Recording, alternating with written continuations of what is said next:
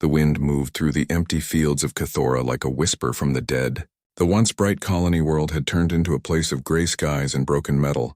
Buildings that had once shone with life were now hollow, their walls marked by fire and blast marks.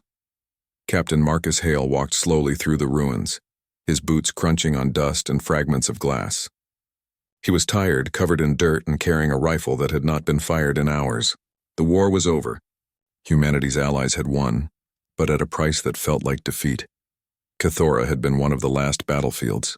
Once it was called the Jewel of the Zarian Accord, home to both Zarians and humans who lived and worked side by side. Now it was silent. Marcus paused at the remains of a building that used to be a nursery.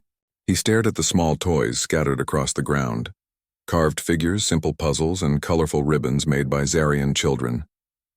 A deep ache filled his chest. Humanity had fought many wars, but none had taken so much from him as this one. He tapped the side of his helmet, activating the scanner. The faint hum of the device filled the air as he searched for any signs of life. A soft beep made him stop. A weak life signal pulsed from the direction of an overturned vehicle nearby. Marcus moved quickly but carefully, his soldier's instincts sharp despite the exhaustion. When he reached the vehicle, he found a shape huddled beneath it, a figure trembling under a metallic sheet. He knelt, speaking softly. "It's all right. I'm not here to hurt you." The figure didn't move. Then, in a voice filled with fear and pain, came a whisper. "Human?"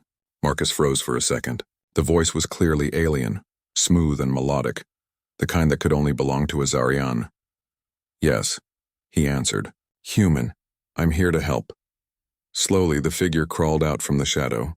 It was a Zarian woman, tall even while kneeling, her blue skin pale from exhaustion. Her eyes, large and silver, were filled with tears. In her arms, she held two small children, their tiny crests drooping. Marcus felt his heart tighten. The woman's clothes were torn, but she had wrapped the children carefully with a blanket. She had shielded them from the blast that had destroyed everything around them. "Please," she said weakly. "They are all I have left." Marcus quickly took out his medical pack. "Hold still. Let me check them." The woman hesitated but didn't stop him. The children were weak but alive. One of them had a small burn on the arm, which Marcus cleaned and covered. The woman watched every move he made. "What's your name?" he asked gently. "Sci-Fi Velen," she replied, her voice trembling. "My mate was Commander Velen of the Zarian Guard. He fell 2 nights ago." She swallowed hard, blinking away tears. "Our people are gone. The last transport left without us." Marcus looked around at the ruins. It was true, no ships, no signals, no movement. "Only wreckage. You're safe now," he said. "I'll take you to the human base. There's food and shelter there." But Sarai shook her head. "The base was destroyed. I saw the fire from the hills." "You are the only one left, human." Marcus went silent. He knew she was right.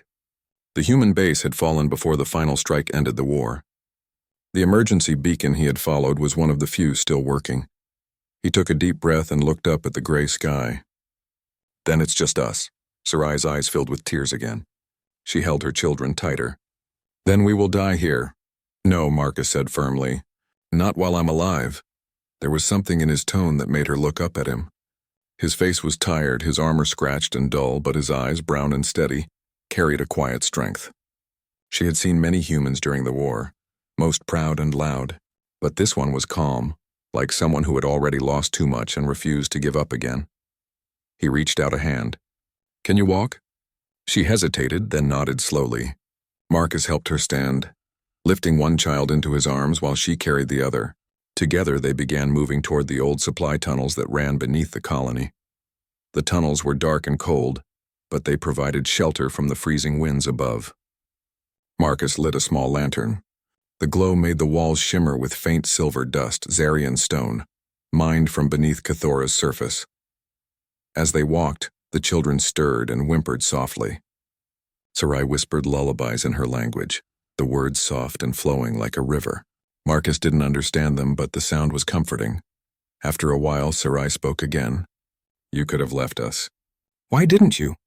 Marcus didn't answer right away. He thought of the friends he had lost, the ones who had saved civilians instead of escaping, the ones who believed that no life was too small to protect. Finally, he said, "Because someone once did the same for me. It's what we do." Sarai looked at him quietly. She didn't fully understand humans. They were strange, so fragile, so emotional, yet so unyielding in their kindness. They reached a wide chamber deep underground. Old machinery stood silent, covered in dust. Marcus checked his scanner again. No other life forms nearby. "This will do for now," he said. "We can rest here." He set down the child gently and took off his backpack. From inside, he pulled out a small pack of emergency food rations and a canteen of water. He offered them to Sarai. She looked at the plain human food, then back at him. "It's not for my kind," Marcus gave a small smile. "Maybe not. But your children need something warm. Let me see what I can do." He found an old power coil in the corner and managed to connect it to his portable battery. After a few sparks, a small blue flame appeared. He used a metal cup to warm some of the water and mixed in a nutrient packet. When he handed it to her, she hesitated again. Then slowly she helped her children sip the warm mixture. Their breathing steadied and color returned to their faces. "Thank you," she whispered. Marcus nodded. "You're welcome." For the first time, Sarai looked at him not as a soldier or stranger, but as something else. Someone who still cared, even when hope seemed lost. They stayed silent for a while. The sound of the wind above grew softer, and the distant rumble of falling debris faded. The world outside was changing, maybe healing. "Your people," Sarai said softly after some time. "Why did they fight for us?" "We were not your kind." Marcus leaned back against the wall and thought for a moment. "Because we saw ourselves in you. You wanted peace. You wanted to live free. That was enough for us." Sarai tilted her head, curious. "You risked extinction for that?" Marcus looked at her tired eyes and smiled faintly.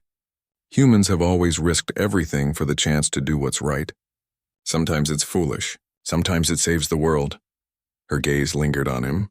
"Perhaps that is why our leaders trusted your kind." The silence stretched again. One of the children yawned and curled up beside Marcus's leg, half asleep. Sarai looked startled, but Marcus stayed still. The child's small hand rested on his armor. "He's not afraid of you," she said softly. "Good," Marcus replied. "Fear won't keep anyone alive out here."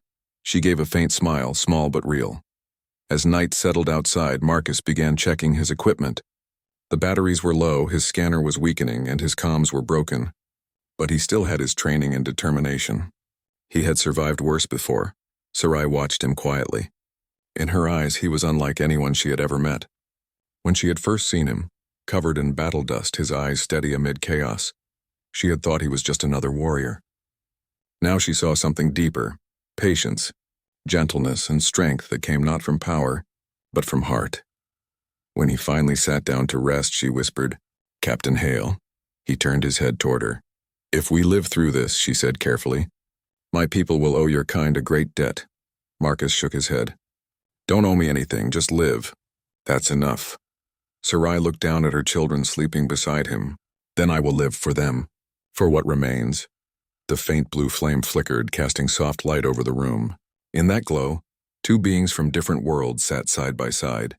One human, one alien, brought together not by war but by the will to protect life. Outside, the first light of dawn touched the clouds above Cathora, painting the gray sky with pale gold. Marcus watched it through a crack in the ceiling and whispered quietly to himself, "Another day, another chance." And beside him, Sarai closed her eyes, clutching her children close, whispering a silent prayer to stars that had once seemed cold. They didn't know what the future held, but in that small, forgotten corner of a broken world, something new had begun: hope. The morning came slowly on the broken world of Cathora. Pale light fell through the cracks in the metal roof above the underground chamber. Marcus Hale sat awake long before the others stirred. His eyes were fixed on his damaged wrist device, trying to make it work again. The signal reader blinked weakly. No transmissions, no human life signs, just the endless static of a dead planet. He sighed and rubbed his eyes. Across the room, Sarai Velen was helping her children sit up. She moved carefully, her long blue fingers brushing the dust from their hair.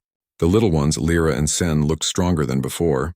They smiled sleepily when Marcus handed them a small piece of dried ration bread. "Eat slowly," he said with a faint smile. "You'll get stomach pain if you rush." Sarai watched him with quiet curiosity. His tone was gentle, not commanding.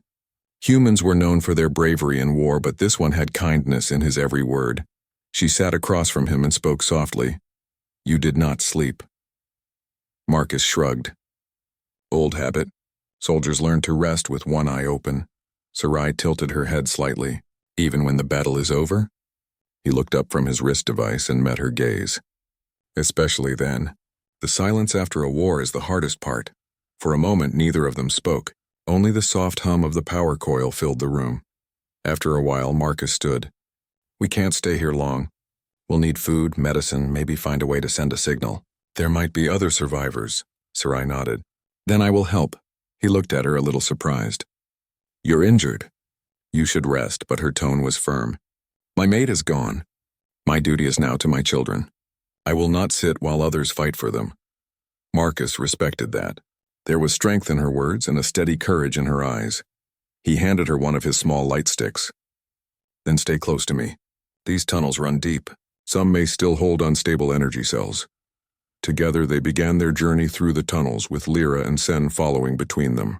The children whispered softly in Zarian, their voices echoing off the metal walls. As they walked, Sarai spoke. You're kind. You came from so far. What made you join our war? Marcus thought about that for a moment. We were explorers once. Then traders. Then allies. When your people called for help, we couldn't ignore it. Even when the Dominion was stronger, he smiled faintly. Especially then. Humans don't like bullies. Sarai gave a small, almost amused sound, a rare thing amid all the loss. You are strange creatures, human, always fighting for causes not your own. Marcus chuckled softly. Maybe that's what makes us who we are. They moved deeper into the tunnels. The air grew colder, and the walls began to glow faintly with veins of Zarian crystal. The light shimmered across Sarai's skin, making her look ethereal, almost otherworldly. After hours of walking, they reached a wide cavern filled with old machines. Marcus's eyes widened. This was a Zarian power relay station. If it still worked, it could help them send a signal to orbit. He rushed forward and began checking the control panels. Sarai stood beside him, watching his hands move quickly over the alien technology. You understand our systems? She asked in surprise. Marcus grinned. A little. Spent enough time fixing broken Zarian engines during the war. You learn fast when your life depends on it. He managed to power one of the smaller generators. The lights flickered weakly but held. A faint hum filled the air. Sarai's eyes widened in awe. You did it. Not yet, Marcus said. I need to route this power to a transmitter. Then maybe we can call for help. For the next hour, they worked side by side. Sarai handed him tools and adjusted controls under his instruction. Her hands were steady, her focus sharp. Together, they repaired one of the old signal dishes. When Marcus finally sent out the distress code, the screen blinked twice, then went dark again. No response, he said quietly. But at least it's transmitting. Someone out there might hear. Sarai placed a hand gently on his shoulder. You have done more than anyone could ask. He gave a tired smile. It's what we do. The children played nearby, their laughter echoing softly through the chamber. For a brief moment, Marcus almost forgot the destruction outside. It felt like peace, fragile but real. Later, as they shared a small meal, Sarai grew thoughtful. She looked at the human sitting quietly across from her, his uniform worn and torn, his face marked by fatigue and quiet determination. You could leave us, she said softly. Find your own people. Why do you stay? Marcus looked up, surprised by her tone. Because you need help. Because those kids need a chance to live. But you owe us nothing, she said. He smiled sadly. I owe the universe something better than silence. If saving you gives this place a little more life, then that's enough. Sarai's eyes softened. For the first time since the war ended, she felt something she had long forgotten. Trust. She looked down, her hands trembling slightly. Then she said in a quiet, emotional voice, Human, there is something I must say. Marcus turned toward her, sensing the weight of her words. My mate is gone. My home is gone.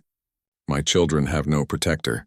My people's law says that a widow must find one who will guard her children as his own. It is our way to survive, to continue the family line. Marcus froze, unsure where she was going. Sarai looked directly into his eyes and said, Take my children and be my mate. If you do, they will live. We all will. The words hung in the air like a quiet storm. Marcus didn't speak for a long moment. He felt the air grow still, the hum of the machine fading into silence. He looked at the children, innocent and fragile, then back at Sarai, strong but broken. Sarai, he said slowly, you don't have to do this. You're speaking out of grief. You've lost everything. Don't make promises just to survive. But she shook her head firmly. You do not understand. This is not about survival alone. It is about hope. You saved us when no one else did. My children already look to you as their protector. They call you Hailri, he blinked. What does that mean? It means the one who stands for us. It is a sacred name.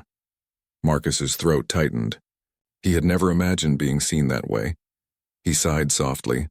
Sarai, I'm just a man trying to do the right thing. I don't know what kind of life I could offer you. Sarai smiled gently. Then offer honesty. Offer kindness. That is enough. He didn't answer. He couldn't. The weight of her words, the sincerity in her eyes, it was almost too much. Outside, the wind howled through the tunnels, echoing like a faraway song. The children had fallen asleep beside the small light. Marcus stood slowly, walked to the entrance, and looked out at the faint dawn spreading across the ruined landscape. The sky was still gray, but a thin line of orange light touched the horizon. He whispered to himself, she deserves more than a broken world. Sarai came to stand beside him. Then help me rebuild it, she said softly. He turned to her, and for a moment neither spoke. They just stood there, two survivors of two dying worlds, bound not by duty but by the simple will to keep life alive. Finally, Marcus nodded. All right, he said quietly. I'll protect your children. I'll help you survive, but I can't promise more than that. Sarai lowered her eyes, a small smile touching her lips. Then that is a beginning. As the first true rays of sunlight touched the valley, Marcus began planning their next move. They would head toward the northern mountains. There was an old human outpost there, maybe still working. He looked back at the sleeping children and then at Sarai, who was wrapping them in blankets. For the first time since the war, he felt something warm inside, something close to peace. He didn't know what the future would bring. Maybe rescue, maybe nothing at all. But he knew one thing. He would not abandon them. As they prepared to leave, Sarai placed her hand lightly on his arm. Whatever happens, she said softly, you have already given us more than we hoped for. Marcus met her gaze and smiled faintly. Let's just get through today first. Together they stepped out of the tunnels and into the light. The land was quiet, the air fresh. The war had taken everything from them, but in its ashes, something new was forming, a promise, a human's promise to protect, to care, and to never give up. And somewhere deep within Sarai's heart, the spark of hope began to burn again. The journey to the northern mountains was long and silent. The path stretched through wide plains where ash still floated in the air. Every step echoed with memories of war, burnt ships, broken machines, and the ghostly remains of cities once full of life. Captain Marcus Hale walked ahead, his eyes scanning the horizon. He carried a small pack filled with rations, tools, and a broken transmitter he hoped to fix when they reached the outpost. Behind him, Sarai Velen walked slowly, holding her children close. The wind carried a strange stillness that day. Even the birds were gone. Marcus stopped at a ridge and raised his binoculars. In the far distance, he could see the outlines of the old human outpost, half buried in snow and dust. There it is, he said softly. If the power cores still work, we'll have shelter. Sarai came beside him, her blue skin glimmering faintly under the dull light. It looks cold, she said. He smiled faintly. It'll be warmer inside. Human buildings are stubborn, just like us. Sarai gave a quiet nod. The children, Lyra and Sin, peeked from behind her, curious but silent. They began the final stretch of their journey as the sun dipped below the clouds. The air grew colder, and Marcus could see his breath misting in front of him. Hours later, they reached the edge of the outpost. The structure was mostly intact. Tall metal walls, broken windows, and a collapsed antenna tower. Marcus carefully pushed the heavy door open. Inside, the halls were dark and dusty. Old banners still hung from the walls, their colors faded. He switched on his lantern, and the faint glow revealed signs of a hurried evacuation. Boxes left open, chairs overturned, half-finished meals still sitting on tables. Sarai looked around with quiet sadness. Your people left this place in a rush, Marcus nodded. They thought the battle was lost. They didn't have time to come back. He checked the power system and found that one of the backup generators still had charge. After a few adjustments, lights flickered on, weak but steady. The children gasped softly. Lyra clapped her hands. Light! Marcus smiled. Yeah, light, he turned to Sarai. We'll stay here tonight. It's safer than sleeping outside. While Sarai tended to the children, Marcus walked deeper into the facility. He found a room filled with communication equipment, mostly damaged but still recognizable. He began to work, using what he had salvaged during the journey. Hours passed. Sparks flashed, wires hissed, and the smell of heated metal filled the air. Finally, he leaned back and let out a breath. The transmitter hummed faintly. Sarai entered quietly, carrying a bowl of warmed nutrient mix. You should eat, she said gently. He smiled, taking it. Thank you. She watched him for a moment before saying softly, You never stop working. Marcus shrugged. If I stop, I'll start thinking. And thinking hurts more. Sarai lowered her eyes. You lost people, he nodded. Too many. There was a long silence. The faint sound of wind echoed through the broken walls. Finally, she said, My mate was like you, always moving, always protecting. He believed that every battle was worth fighting if it saved even one life. Marcus looked at her. He sounds like a good man. Sarai smiled sadly. He was. Then after a pause, she added, You remind me of him. Not in face, but in heart. Marcus didn't know what to say. He simply nodded and returned to his work. The next morning, the peace was broken. Marcus woke to the sound of the perimeter alarm, faint but clear. Someone or something was outside. He moved quickly, grabbing his rifle and signaling Sarai to stay quiet. Through a crack in the wall, he saw movement. A group of figures, 5 or 6, moving carefully toward the outpost. They weren't soldiers. Their armor was mismatched, their weapons old. Scavengers, he muttered. Sarai's eyes widened. They will kill us for food and metal. Marcus shook his head. Not if I stop them first, she grabbed his arm. You can't face them alone. He smiled faintly. That's kind of what humans do. Before she could reply, he was gone, moving like a shadow through the narrow corridors. He climbed to the upper platform and watched the scavengers through the broken window. There were 6 of them carrying makeshift weapons. Their leader, a tall alien with rust-colored skin, barked orders in a rough language Marcus recognized. Rethan, a species known for looting battlefields. He studied their movements carefully. They were searching for food and power cells, not expecting resistance. That gave him a small advantage. Marcus took a deep breath, checked his old rifle, and began setting small traps, tripwires, noisemakers, and flash charges built from spare parts. By the time the scavengers reached the entrance, everything was ready. The leader kicked the door open and shouted something to his group. They entered, spreading out. The first one stepped on a tripwire.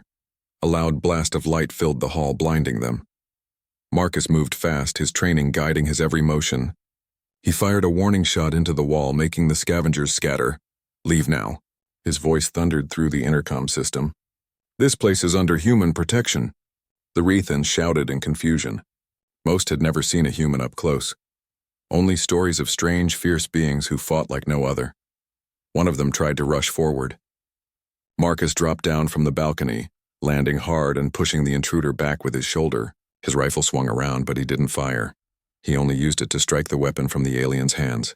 Go, he ordered again. The leader snarled, raising his bladed weapon. You are one man. Marcus stood firm. That's enough, the alien charged. Marcus dodged, using his small size and speed to move around him. A quick motion, a push, and the leader fell against the wall. Marcus pointed the rifle at his chest. Not firing, just steady. Leave, he repeated, something in his eyes. Calm, fearless, determined. Made the alien hesitate. Then with a growl, the leader turned and barked an order. The scavengers retreated quickly, dragging their wounded away. When silence returned, Marcus let out a long breath and leaned against the wall. From behind him, Sarai appeared with wide eyes.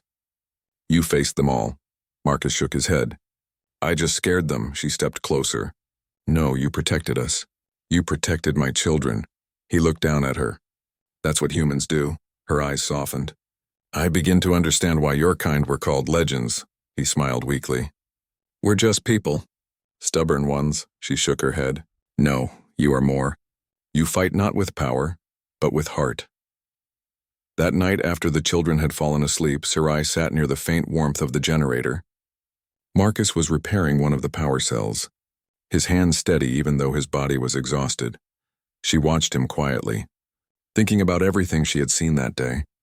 His courage, his patience, his quiet kindness. Marcus, she said softly.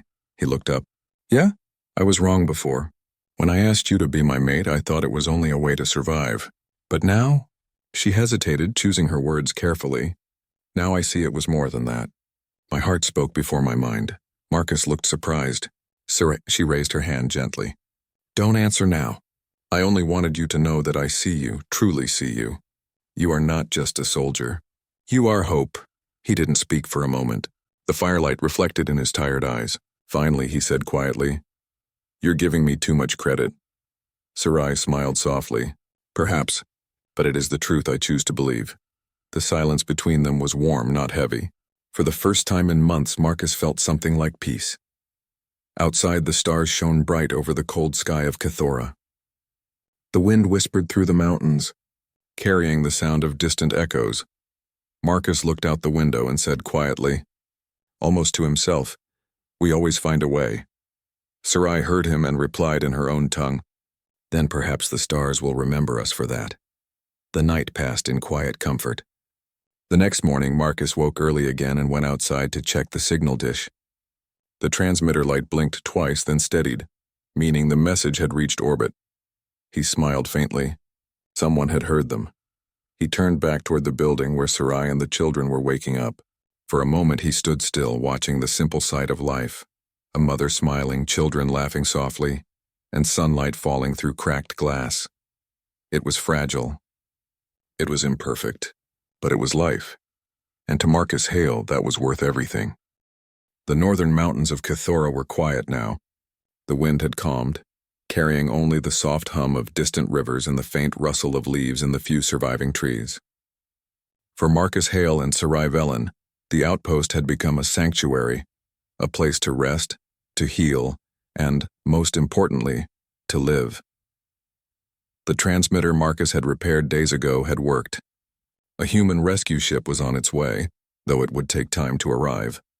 Until then, they had only each other, and that was enough. Marcus stood on the balcony of the old outpost, watching the pale morning light stretch across the valleys. His rifle rested against the wall, but for the first time in months he did not feel the urge to carry it. Here, there were no immediate threats, only the quiet promise of survival. Sarai appeared behind him, carrying a small tray with breakfast for the children. They're awake, she said softly. And hungry. Marcus smiled faintly. Good. Let them eat before I do something silly like burn the food. Sarai chuckled quietly. You are patient with them. I see it every day. They trust you completely. He looked at her. They're children. Trust is everything. If I break that, nothing else matters. Sarai nodded, her eyes reflecting the soft glow of the morning. You are, unlike anyone I have ever known, human. You carry something rare. Marcus frowned slightly. I'm not special. I just do what I can. Her gaze softened. You are special because you care. Most who survive do not. The children ran toward them, their laughter echoing through the courtyard. Lyra held a small crystal she had found in the tunnels. Sen carried a piece of broken metal he pretended was a sword. Both of them ran straight to Marcus. Hail Ree! They shouted in unison. He knelt down and embraced them, feeling their small arms wrap around him. Good morning, warriors, he said with a faint smile. Ready to eat? They nodded eagerly, and Sarai set the tray down for them. As they ate, she watched Marcus quietly. Her heart had been cautious at first, hesitant to allow a human into her family's life. But now, after months of shared hardship, of laughter and survival, she realized something important. Marcus had become more than a protector. He had become a part of her world. When the children finished eating, Marcus gathered them for a small lesson. Today, he said, we're going to learn how to make simple repairs. Your little hands can help fix things that will make life easier here. Sarai observed silently. She had never seen such patience and care. Not just in his words, but in every action he took. Even in war, he had protected life with a gentle precision, not just with force. The day passed in quiet harmony. Marcus taught the children how to fix small broken machines, how to recognize weak circuits, and how to improvise simple tools from scraps. Lyra and Sen listened carefully, their small faces glowing with excitement and pride when they completed tasks under his guidance. Sarai helped when she could, but mostly she observed, learning from the human beside her. She realized that in all the stories she had heard of humans, none truly captured the quiet strength that Marcus embodied. He was brave, yes, but it was his patience, his care, his willingness to stand for those weaker than him, even strangers, that set him apart. As night approached, they gathered in the common room of the outpost. Marcus had managed to restore a small heat generator, filling the room with soft warmth. The children curled up close to Sarai, and she wrapped her arms around them protectively. Marcus sat across from them watching the fire flicker. The battle was long over, but the scars remained, not just on the land, but in their hearts. "Sarai," he said quietly after a long pause, "I never expected any of this. I thought I was just going to survive another day." She looked at him, her silver eyes reflecting the firelight. "And yet you did more than survive. You gave us hope. You saved our lives." Marcus shook his head. "I didn't save you because I expected thanks. I saved you because it was right. That's what humans do." Her smile was faint but warm. "You are more than human in the way that matters most. More than I have ever known anyone to be." He looked down, uncomfortable with praise, but not hiding his quiet pride. "I do what I can." The children stirred, and Marcus leaned over to tuck a blanket around them. They whispered to him softly, their little voices filled with trust and love. After a moment, Sarai spoke again, her voice trembling slightly. "Marcus, there is something I must say, not as a plea but as truth." He looked at her carefully. "What is it?" "I have seen your heart," she said, "and I know it is kind. You care for my children not because you are asked, but because you want to. That is why I asked you to be my mate, not just for survival, but because I trusted you to protect life as if it were your own." Marcus was silent, unsure what to say. He had never been chosen like this before, not with words so direct, so filled with meaning. Sarai continued softly, "I choose you not for duty. I choose you because of who you are. And my children, they already call you Hail Ree because they feel your care. You have become family whether you know it or not." Marcus felt a lump in his throat. "Sarai, I never thought anyone could trust me like that. Not after all I've seen, all I've lost." She reached out and placed her hand over his. "Then trust me. Trust what you feel. You do not need to be perfect and only present, only human." He looked at her and finally nodded. The weight of her words sank in. They had both survived war, loss, and loneliness, and now together they could create something new, a family, a life, and hope for the future.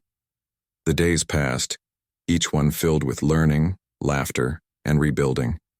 Marcus taught the children how to repair simple equipment, how to navigate the mountains safely, and how to survive with courage and creativity. Sarai taught them Zarian songs, stories of their ancestors, and the values of compassion and honor. Through these days, Marcus and Sarai grew closer. There was no rush, no pressure, only the quiet understanding that had been born in the tunnels months ago. Marcus had promised to protect and Sarai had promised trust. Slowly, that promise became the foundation of something deeper. One evening, as the sun set behind the mountains, Sarai sat beside Marcus outside the outpost. The children played nearby, chasing small glowing insects that darted among the rocks. "They are happy," Marcus said softly. "Safe," Sarai nodded. "Because of you.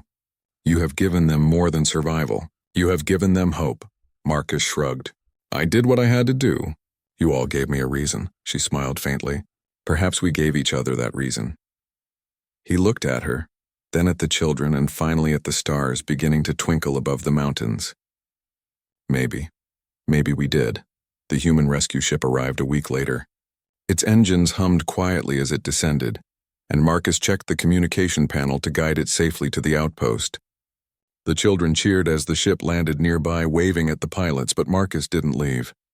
He stood with Sarai and the children watching the ship, not as a commander, but as part of the family he had come to care for. Sarai spoke softly, You could leave now, human. Your people will take you home. He shook his head. No, I belong here, not because I have to, but because I choose to. She stepped closer, her hand finding his. Then you are part of our family, not just a protector. You are the one we trust most. The children ran up to him, hugging his legs. Lyra whispered, Hail Ree. Stay with us? He knelt and hugged them tightly. Always, he said. The weeks that followed were peaceful. The outpost became a home. Marcus and Sarai worked side by side, teaching, repairing, and guiding the children. The stars above Cathora seemed to shine brighter, as if acknowledging the bond that had formed here. Marcus often thought back to the war, to the silent ruins, and to the first time he had met Sarai and her children. The journey had been hard, but it had led to something more than survival. It had led to family. Sarai watched him quietly one night as he repaired a small energy module. She realized fully that he was not just a human, not just a soldier. He was hope in flesh and blood, a reminder that even in the darkest moments, courage, kindness, and love could create something beautiful. She whispered softly to herself, The stars will remember us. Because we survived together. Marcus looked up, meeting her gaze. We always find a way, he said quietly. Yes, she agreed. The human way. The children slept peacefully nearby.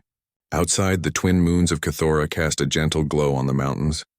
And inside the outpost, a new family, forged through hardship and courage, began a life that would be remembered not for war, but for the heart that endured.